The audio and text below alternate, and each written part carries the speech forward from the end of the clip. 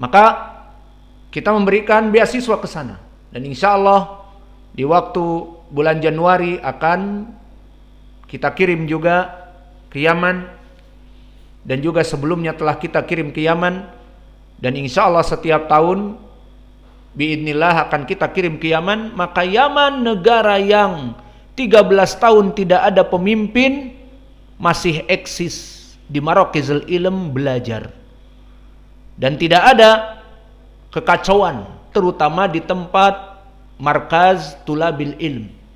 Maka ini kenikmatan dari Allah. Sekarang kebayang, di negara mana 13 tahun tidak ada pemimpin, kehidupan mereka masih lancar-lancar saja. Bahkan markas-markas pondok-pondok pesantren menuntut ilmu menerima datang dari Indonesia, datang dari Malaysia, datang dari berbagai negeri untuk belajar di Yaman. Tidak ada pemimpin. Bagaimana bisa masuk ke Yaman? Dan Mator Son'a tertutup, airport Son'a internasional ditutup, dan di sana ada milisiat Al-Houthi ataupun pemberontak Syiah Houthi, namun masih tetap bisa belajar. Maka ini adalah kenikmatan Allah yang Allah berikan kepada ahlul Yaman, sesuai dengan hadis al-iman Yaman wal fiqhu Yaman wal hikmah Yamaniyah. Maka Allah jaga mereka dengan hikmah yang ada pada mereka dan fikih yang ada pada mereka. Meskipun negara kacau balau, tidak ada pemimpin 13 tahun, tapi belajar menuntut ilmu masih bisa, dan masih menerima orang-orang dari luar untuk datang ke Yaman, meskipun airport Son'a internasional tertutup. Seperti sekarang airport Jakarta Cengkareng ditutup, perang. Maka bagaimana datang ke Yaman? Banyak cara menuju Yaman. Banyak cara menuju Yaman. Maka inilah dari keadaan Abu Hurairah dulu dalam keadaan miskin dan papa. Maka disebutkan di dalam hadis-hadis yang banyak bahwa ana talabtu al-ilma ma'a Rasulillah sallallahu alaihi wasallam au ana lazimtu Rasulullah sallallahu alaihi wasallam ala mal'i batni. Maka aku bermulazamah dengan Nabi dalam keadaan perutku kelaparan. Maka disebutkan dia cukup dengan qanaah apa yang dia makan, dan dia hidup menjadi ahlu suffah. Apa makna ahlu suffah? Ahlu suffah adalah para sahabat yang miskin dan papa, tidak mempunyai keluarga, dan tinggal bersama Nabi di masjid. Maka dia sholat berjamaah dan mengambil ilmu dari Nabi di masjid, kemudian tinggal di luar masjid yang dibuatkan seperti dari ditutup pelepah korma. Maka tinggal di situ Abu Hurairah dan yang lainnya. Untuk apa? Menuntut ilmu. Maka disebutkan wa amma al-ansar istaghalu bil mazari'. Maka al-ansar mereka sibuk dengan tijarahnya. Apakah maknanya sibuk di sini sampai meninggalkan menuntut ilmu? Tidak.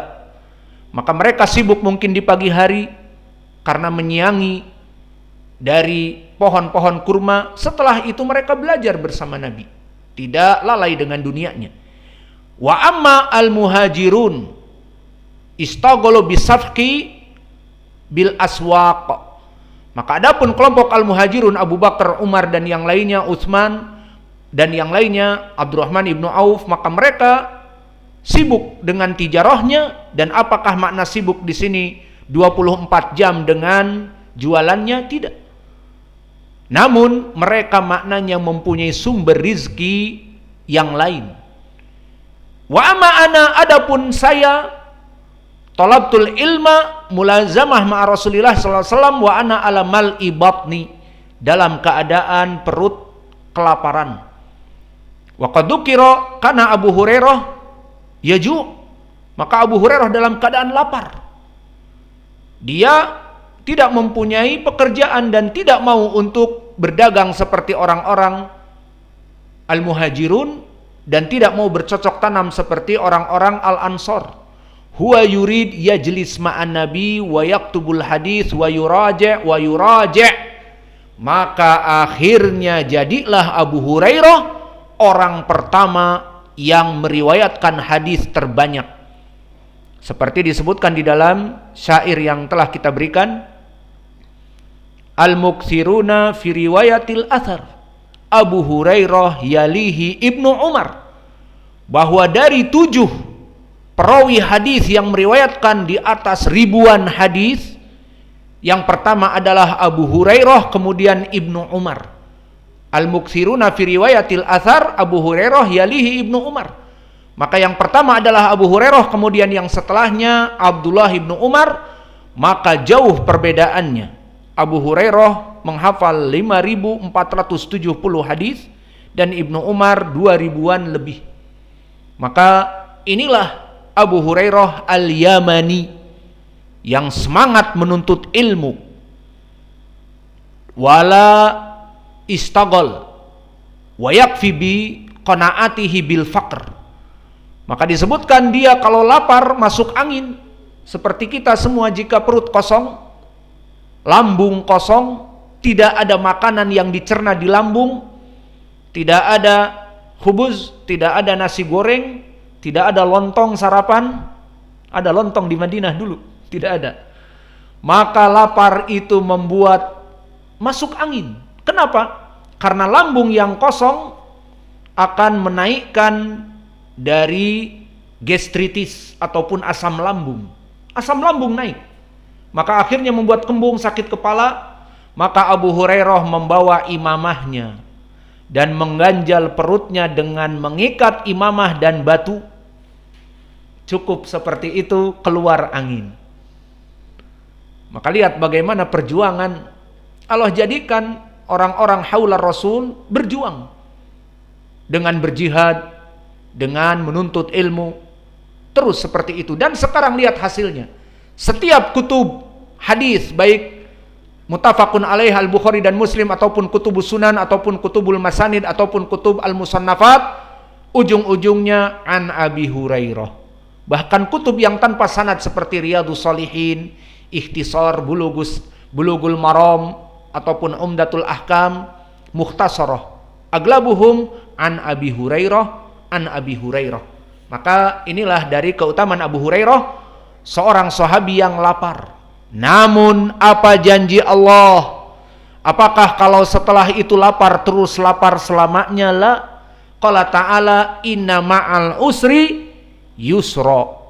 Barang siapa yang dalam keadaan pertamanya kecapean, kelelahan dan kesulitan, maka Allah akan mudahkan. Maka Abu Hurairah dalam keadaan miskin dan papa datang ke Madinah, tidak mempunyai apa-apa, namun dia terus bertakwa kepada Allah. Allah berfirman, "Wa man yattaqillah yaj'al lahu makhraja wa yarzuqhu min haitsu la yahtasib."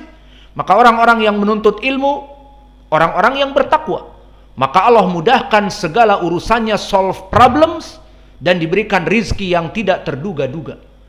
Maka apa akhirnya? Abu Hurairah selain menyandang gelar hufadus sahabah, dia adalah orang yang paling banyak hadisnya, 5.400-an, dan dia juga menjadi kaya raya di akhirnya. Sebagai janji Allah di Al-Quran tadi, wa man yattaqillah yaj'al lahu makhraja wa yarzuqhu min haitsu la yahtasib, dan juga ucapan dari Allah juga, yarfa'illahu alladhina amanu minkum walladhina utul ilma darajat. Sudah adzan Isya, kenapa tidak dikatakan kepada kami? Maka di sini pun disebutkan Allah mengangkat derajat ilmu orang-orang yang berilmu di dunia ini. Maka akhirnya Abu Hurairah disebutkan kana amiru Madinah, maka dia menjadi gubernur Madinah. Di zaman siapa? Di zaman Muawiyah ibnu Abi Sufyan, di khalifah yang kelima. Maka lihat bagaimana Abu Hurairah datang ke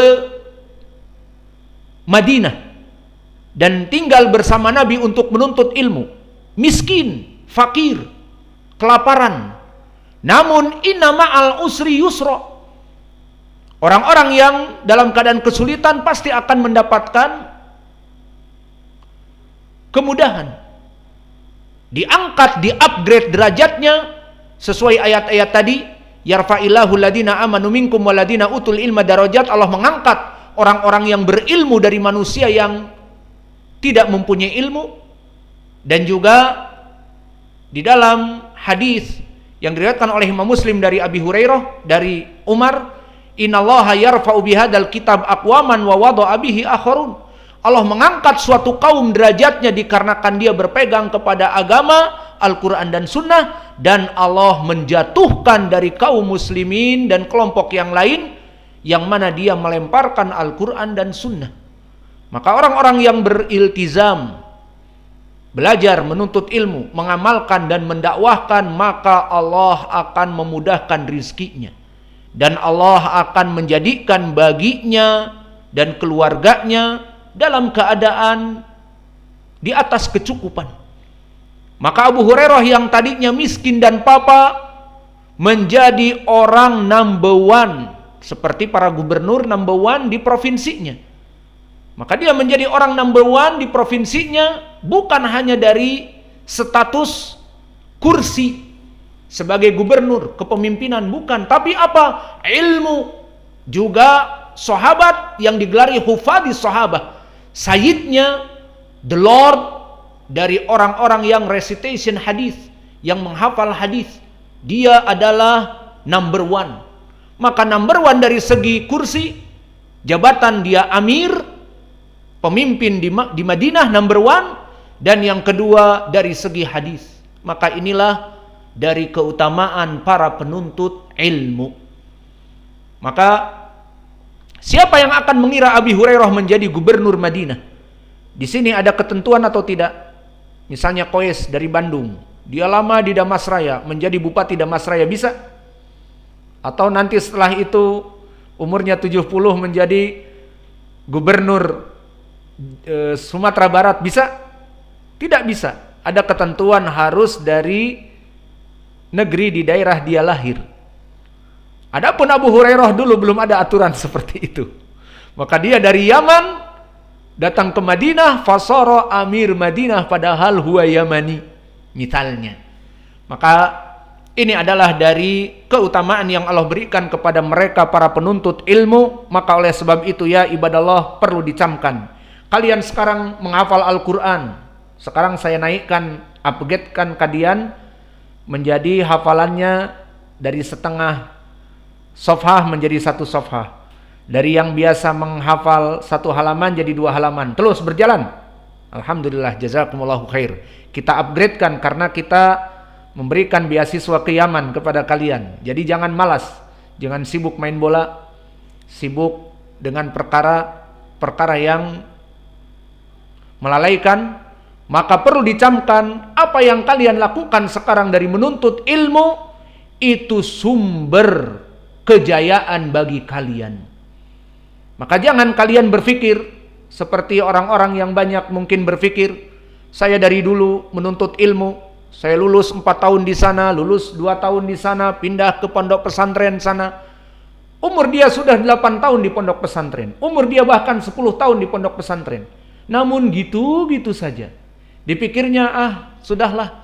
Akhirnya daftar jadi polisi, akhirnya daftar jadi tentara, ada yang daftar jadi PNS, seperti banyak yang menanyakan ke saya, Ustadz si fulan mau daftar polisi, mau daftar PNS. Padahal sudah bertahun-tahun di pondok pesantren. Maka please, jangan ada yang berpikir, ngapain di pondok pesantren nanti keluar tidak dapat kerja. Maka pikiran kalian bukan untuk mendapatkan dunia dengan kalian belajar di sini dari Al-Quran dan Sunnah yang kalian pelajari. Pertama, ikhlaskan niat untuk Allah kalian belajar. Dan nanti Allah akan angkat derajat kalian. Maka kalian akan menjadi imam dengan qiraah asyarah dan menghidupkan sunnah. Dan kalian insya Allah akan menjadi ustadz yang ikhlas, yang mengajar dengan ilmu Al-Quran dan Sunnah. Maka dunia akan datang kepada kalian. Cukup dengan hadis yang diriwayatkan oleh Ashabus Sunan dari Abi Dzar Al-Ghifari dan yang lainnya, man kana hammuhu al-akhirah,